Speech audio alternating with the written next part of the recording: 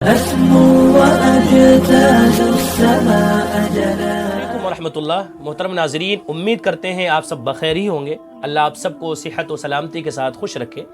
فجر کی سنتوں کا مسئلہ بہت معلوم کیا جاتا ہے. کوئی شخص کسی عذر کی بنا پر تاخیر سے مسجد پہنچا، مثلا کسی شخص کی آنکھ بہت دیر سے کھلی، اب وہ جب مسجد آیا ہے تو ادھر فرضوں کی جماعت ہو رہی ہے. اب یہ شخص سنتوں کو کیسے ادا کرے؟ یہاں دو باتیں ہیں. سب سے پہلی بات یہ ہے کہ کوئی شخص تاخیر کی بنا پر مسجد آیا ہے اور اس نے محسوس کیا کہ فرض کی جماعت ابھی شروع ہوئی ہے، اور اس کو یہ امید ہے اگر وہ سنت پڑھ کر بھی فرض کی جماعت میں شامل ہونا چاہے گا تو ہو جائے گا، یعنی فرض نماز مکمل ابھی نہیں ہوگی. تو اس شخص کو چاہیے کہ مسجد کے کسی کونے میں، کسی آڑ کے پیچھے، کسی حائل کے پیچھے اپنی سنتوں کو ادا کر کے فرضوں کی جماعت میں شامل ہو جائے.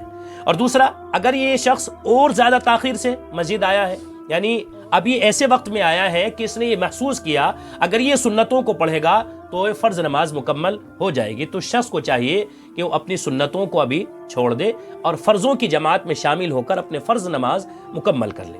اب جو حضرات فقہ حنفی کو فالو کرتے ہیں وہ جانتے ہیں کہ فجر کے فرضوں کے بعد اب کوئی نماز نہیں ہے، تو اب اس کو چاہیے کہ اپنی نماز اشراق کے بعد، مکروہ وقت ختم ہو جانے کے بعد یہ اپنی سنتوں کو ادا کر لے. انشاءاللہ امید ہے کہ اس کو سنتوں کا پورا ثواب ملے گا.